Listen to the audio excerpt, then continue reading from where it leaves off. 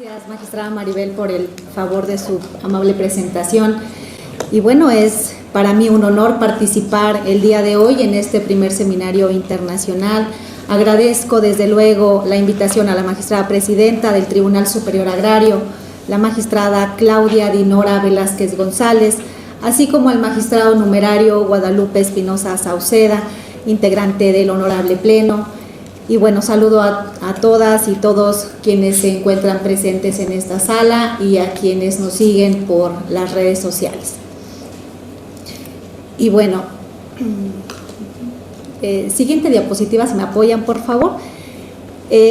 Para entrar en contexto, como la mayoría sabemos, en el país pues existen los tribunales agrarios y en su tarea de resolver controversias sobre la tenencia y el uso de la tierra, también conocen de asuntos relativos a la generación de daños al medio ambiente, así como también de la protección, preservación y restauración del equilibrio ecológico en ejidos y comunidades, ya que los problemas de la tenencia de la tierra no pueden apartarse de la necesidad de cuidado de los recursos naturales. Como dice el magistrado Guadalupe, a lo mejor recursos suena un poquito económico, fuerte, pero así dice la ley. En esta tarea de administrar justicia completa, pronta, pero sobre todo eficaz, los tribunales agrarios han encontrado mecanismos legales que permiten administrar justicia también en materia ambiental, con el único objeto de garantizar y proteger los derechos tanto de ejidos como de comunidades y sus integrantes, buscando que las sentencias que emiten se alineen con los principios de justicia social, derechos humanos y sustentabilidad ambiental. Siguiente diapositiva, por favor. Estos mecanismos incluyen la aplicación directa de la Constitución Política de los Estados Unidos Mexicanos, específicamente los artículos 1, 4, 17 y 27, fracción 19. Otro mecanismo es el control de la convencionalidad, los tratados internacionales en materia de derechos humanos ambientales de los que México es parte, la interpretación pro persona, que lo encontramos consagrado en el artículo 1 de la Constitución, la jurisprudencia tanto de la Suprema Corte de Justicia de la Nación como de los tribunales colegiados de circuito, lo que consideramos como criterios orientadores en materia de derechos humanos y protección de comunidades indígenas y campesinas, y la interpretación de la ley agraria en materia armónica con leyes ambientales, como la Ley General del Equilibrio Ecológico y la Protección al Ambiente, que es la Ley GEPA, que ya mencionaba también el doctor Guadalupe, y la Ley General de Asentamientos Humanos, Ordenamiento Territorial y Desarrollo Urbano. Estas leyes, desde luego que las interpretamos y las aplicamos de acuerdo a lo previsto en el artículo 2 de la Ley Agraria, que nos indica la supletoriedad. Siguiente, por favor. Y con esto lo que quiero decir es que de hecho los tribunales agrarios vienen conociendo de cuestiones relacionadas con el medio ambiente y su protección, pero sería muy conveniente y sano que se incorporara de manera formal un apartado en el artículo 18 de la Ley Orgánica de los Tribunales Agrarios, y me atrevo a proponer lo siguiente: que a ese artículo se le agregara una fracción que indicara: los tribunales unitarios serán competentes para conocer de las controversias que involucren cuestiones ambientales en ejidos y comunidades. Como ya dije, venimos aplicando y administrando justicia en materia ambiental. Lo hacemos con estos mecanismos legales que acabo de comentar, pero sería conveniente que nuestra legislación orgánica quedara plasmado esa competencia expresa para que, además de todo lo que interpretamos e indicamos en nuestra sentencia, pues bueno, tengamos esa disposición expresa. Siguiente, por favor. Y la propuesta anterior es porque es necesario contar con esas facultades expresas para abordar de manera más efectiva los conflictos que involucren tanto la tenencia y uso de la tierra como la protección al ambiente. Es decir, permitiría que se tomen decisiones integrales que consideren tanto los derechos agrarios como la protección al ambiente. En muchos casos, los ejidos y las comunidades enfrentan conflictos con empresas mineras, desarrolladores turísticos o agroindustrias que buscan explotar sus tierras y recursos naturales. Estos proyectos, en no pocas ocasiones, provocan impactos negativos en el medio ambiente, afectando los derechos humanos, el derecho humano a un medio ambiente sano e incluso a la subsistencia. De manera que, con una competencia ampliada de manera expresa, los tribunales agrarios sin duda emitirían resoluciones más efectivas ante los daños ambientales, evitando que los núcleos agrarios tengan que acudir a múltiples instancias para defender sus derechos. Ello es así porque los conflictos agrarios con impacto ambiental requieren la intervención de diversas instancias, como los tribunales agrarios, la Procuraduría Federal de Protección al Ambiente, que es la Profepa, incluso los tribunales de justicia administrativa, como también ya mencionaba hace un momento el doctor Guadalupe. Entonces, al ampliar la competencia de los tribunales agrarios, se reduciría la duplicidad de procedimientos. En ocasiones tenemos procedimientos jurisdiccionales y también administrativos en trámite. Y esto aceleraría la resolución de casos, pero sobre todo se optimizarían recursos públicos, al ya estar concentrado o determinada la competencia expresa, tratándose de cuestiones jurisdiccionales para los tribunales agrarios. Aunado a que, de permitir de forma expresa que los tribunales agrarios consideren aspectos ambientales en sus decisiones, México podría cumplir de manera más efectiva con sus compromisos internacionales, al haber ratificado tratados internacionales que protegen los derechos humanos, el medio ambiente y los derechos de las comunidades indígenas, como el Convenio 169 de la OIT, el Pacto Internacional de Derechos Económicos, Sociales y Culturales y el Acuerdo de Escazú, los cuales requieren que el Estado mexicano garantice el derecho a la tierra, el agua y a un medio ambiente sano. Siguiente, por favor. Estableciendo lo anterior, voy a comentar algunos ejemplos de asuntos que en mi función como juzgadora me ha tocado conocer y resolver.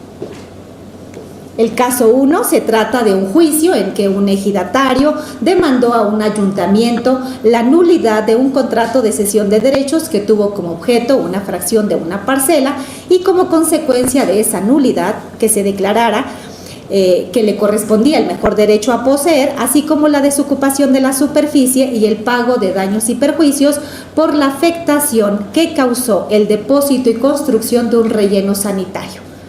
La superficie objeto del contrato fue de poco más de 2 hectáreas, mientras que la superficie total de la parcela era de poco más de 28 hectáreas. La causa de pedir la sustentó el ejidatario básicamente en que al establecer el relleno sanitario del ayuntamiento inobservó una norma oficial mexicana e invadió parte de su parcela. Por tanto, en aras de resolver ese problema, el ayuntamiento se acerca con el ejidatario y celebran ese contrato por esas 2 hectáreas que era la fracción que estaba afectando el relleno. Una de esas cláusulas era que el ayuntamiento se encargaría de implementar todas las acciones necesarias para el buen manejo del relleno sanitario y así evitar la contaminación al ambiente o un daño ecológico, pero el ayuntamiento no cumplió y se contaminó toda la parcela, provocando además que el ganado vacuno muriera o abortaran sus crías, que la producción agrícola disminuyera y los pastizales se secaran, además de que se contaminaran las palmas de cocotero y los árboles de mango. Que pese a que solicitó al ayuntamiento que verificara la ruptura del relleno sanitario debido al paso de un huracán, este huracán provocó que hubiera un despliegue de toneladas de basura hacia abajo, porque resulta que el relleno sanitario estaba en la parte más alta de la parcela. Todo ese escurrimiento provocó que los lixiviados, que es el líquido que se genera por la descomposición de los desechos sólidos, escurrieron hacia las partes bajas, contaminando todo a su paso, incluido el agua con la que regaba la parcela donde tenía pastizal para el ganado. Luego del análisis de las pretensiones, se declaró la nulidad del contrato de cesión de derechos y se condenó al ayuntamiento a desocupar y entregar la superficie objeto del contrato, y para ello debía de asegurarse de retirar la basura y los desechos con todas las medidas necesarias en su manejo. Es decir, debía realizar todas las actuaciones técnicas, administrativas, jurídicas, de observación ecológica y ambiental o de cualquier otra índole para cumplir lo ordenado, sobre todo porque las parcelas colindantes a la zona afectada eran huertas de mango y coco, y porque el daño ambiental producido representaba un riesgo para la salud de las personas, así como para la flora y la fauna silvestre. Como dije en un principio, la parcela tenía una superficie total de 28 hectáreas. Además, el ayuntamiento debía de realizar un procedimiento que le llaman sellar la zona, que era para, una vez desocupada, evitar más contaminación y así abrir la posibilidad de recuperar esa área. En relación con el pago de daños y perjuicios, se demostró con la prueba pericial en impacto ambiental que fue desahogada en el juicio, la contaminación al suelo y al subsuelo, la afectación tanto a la vegetación como a los animales, y se concluyó que la parcela ya no era apta para realizar labores de cultivo. Por tanto, se condenó al ayuntamiento al pago correspondiente. Al resolver, se invocaron, entre otros, los artículos 1, 4, 17 y 27, fracción 19 de la Constitución Política de los Estados Unidos Mexicanos, y que prevén en esencia, desde luego, la impartición de justicia agraria completa y expedita, así como la protección de los derechos humanos, específicamente el derecho humano a un medio ambiente limpio, saludable y sustentable. Siguiente, por favor. De manera muy rápida les comento otro caso, es el de un reclamo de un ejido a una empresa siderúrgica respecto del cumplimiento de un contrato de ocupación temporal de tierras ejidales de uso común para el aprovechamiento, exploración y explotación de yacimientos ferríferos, específicamente minerales de hierro, ya que afirmaron la empresa no solo estaba ocupando la superficie pactada, sino que había extendido sus actividades a una diversa superficie, ocasionando daños al medio ambiente. Seguido el juicio en todas sus etapas, se condenó a la empresa a detentar solo la superficie objeto del contrato y a desocupar la que tenía en exceso, respecto de la cual debía implementar el programa correspondiente para recuperarla o rehabilitarla, al haberse acreditado el daño ocasionado. Así también debía pagar los bienes distintos a la tierra previo avalúo y los daños y perjuicios respecto de la superficie que tenía en demasía, pues con la prueba pericial en agronomía se determinó que la empresa demandada cambió el destino de la tierra y ocasionó daños, pues se localizaron áreas totalmente erosionadas y en las zonas donde aún había vegetación, en su mayoría estaba cubierta de material proveniente de la explotación de la mina. En este caso se tomó como eje fundamental para resolver el derecho humano a un medio ambiente sano. Siguiente, por favor. Debido a lo anterior, me permito destacar algunos puntos clave de interdependencia entre los juicios agrarios y el cuidado al medio ambiente. El primero de ellos, el relacionado con el uso sostenible de la tierra y los recursos naturales. ¿Por qué? Porque en los juicios agrarios donde se resuelve el conflicto sobre el uso y la tenencia de la tierra, es fundamental que las resoluciones también aseguren que ese uso sea sostenible. El siguiente punto es la conservación de ecosistemas en tierras ejidales y comunales. ¿Por qué? Bueno, porque las tierras de los núcleos agrarios en muchas ocasiones abarcan ecosistemas importantes como bosques, selvas, humedales, cuerpos de agua y áreas de alta biodiversidad. En estos casos, los tribunales agrarios deben tomar en cuenta el valor ecológico de las tierras al emitir sus resoluciones, promoviendo así la conservación de esos ecosistemas, y para tal efecto deben tomar en cuenta tanto la Ley General de Equilibrio Ecológico y la Protección al Ambiente como la Ley de Desarrollo Sustentable en conjunto con la legislación agraria y desde luego los tratados internacionales para guiar las decisiones. Otro de los puntos de interdependencia, considero, es el manejo de conflictos de recursos hídricos y forestales. Este tipo de controversias son regulares en los juicios agrarios y por tanto deben de coordinarse con las normativas ambientales para evitar la sobreexplotación y la degradación de estos recursos. La protección de fuentes de agua, por ejemplo, es crucial en zonas donde se desarrollan actividades agrícolas y ganaderas intensivas, pues la sobreexplotación de estos recursos puede causar impactos ambientales y afectar el derecho de acceso al agua. Un punto más, la aplicación de normas ambientales en conflictos agrarios. ¿Por qué? Bueno, porque los tribunales agrarios deben integrar normas ambientales en la resolución de sus conflictos. Esto se traduce en la imposición de condiciones de uso de la tierra que limite la deforestación, la degradación del suelo y la contaminación del agua. Y el último punto que estimo es de la interdependencia entre los juicios agrarios y la protección al ambiente, es la prevención de la degradación y restauración de las tierras. Los juicios agrarios también pueden abordar casos de degradación del suelo o uso indebido de la tierra. En estos casos, los tribunales agrarios, estimo, tienen la oportunidad de emitir resoluciones que impulsen la restauración de tierras degradadas y eviten la desertificación, lo que tiene beneficios directos con el medio ambiente. Siguiente, por favor.